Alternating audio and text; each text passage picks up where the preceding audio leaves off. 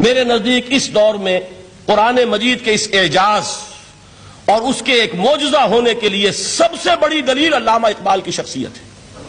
وجہ کیا ہے کہ علامہ اقبال علماء کے طبقے میں سے نہیں تھے۔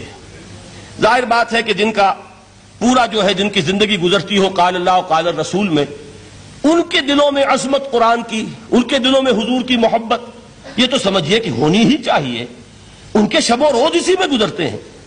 لیکن یہ کہ ایک ایسا شخص جس کی تعلیم ہے کالجوں کی، یونیورسٹیوں کی، جس نے مشرق اور مغرب کے فلسفے کھنگال ڈالے، وہ شخص، اور وہ بھی اس دور میں جبکہ ہم پر مغرب سے مروبیت بہت شدید تھی۔ آج تو وہ مروبیت بہت کم ہو چکی ہے۔ آج تو ہمارا عام نوجوان جو ہے وہ آنکھوں میں آنکھیں ڈال کر بات کرتا ہے، اس میں خود اعتمادی ہے۔ ہمارا بھی اپنا ایک معاشی نظام ہے، ہمارا اپنا ایک سیاسی نظام ہے، ہمارا ایک اپنا سماجی نظام ہے، ہماری اپنی سوشل ویلیوز ہیں۔ آج کا نوجوان الحمدللہ احیاء اسلام کی وہ جد و جہد جو ہے وہ مرحلہ در مرحلہ بہرحال آگے بڑھ رہی ہے۔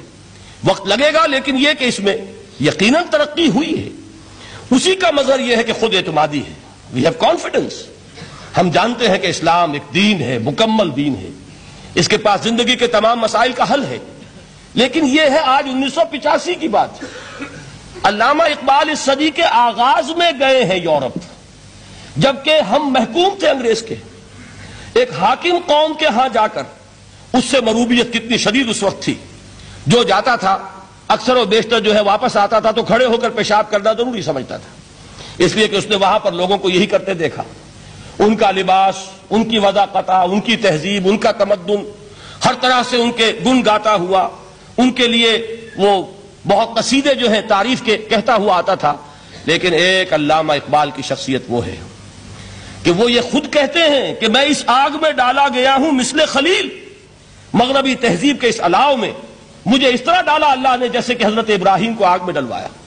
میں اس تہذیب کے اس الاؤ کے اندر سے ہو کر آ رہا ہوں، اور میں نے یہ دیکھ لیا ہے کہ یہ تہذیب کھوکھلی ہے، اس کے اندر کوئی پائیداری نہیں ہے، نظر کو خیرہ کرتی ہے تب چمک تہذیب حاضر کی، یہ سنائی مگر جھوٹے نگوں کی ریزہ کاری ہے۔ اور دیار مغرب کے رہنے والوں، خدا کی بستی دکان نہیں ہے، کھڑا جسے تم سمجھ رہے ہو وہ اب ذرے کا معیار ہوگا۔ تمہاری تہذیب اپنے خنجر سے آپ ہی خودکشی کرے گی، جو شاخ نازک پہ آشیانہ بنے گا ناپائیدار ہوگا۔ اب آپ اندازہ کیجئے وہ شخص جو بنیادی طور پر فلسفی ہے، فلسفے کا طالب علم ہے، وہ جرمنی اور انگلستان میں جا کر فلسفے کھنگالنے کے بعد اسے اگر تسکین حاصل ہوئی، اس کی جو علم کی پیاس تھی اگر اسے سیری حاصل ہوئی تو صرف قرآن کے ذریعے سے۔ نہ کہیں جہاں میں اما ملی، جو اما ملی تو کہاں ملی میرے جرم خانہ خراب کو تیرے عفو بندہ نواز میں۔ یہ وہ شخص ہے، آخری زندگی میں ان کا کام صرف ایک رہ گیا تھا، قرآن کی تلاوت۔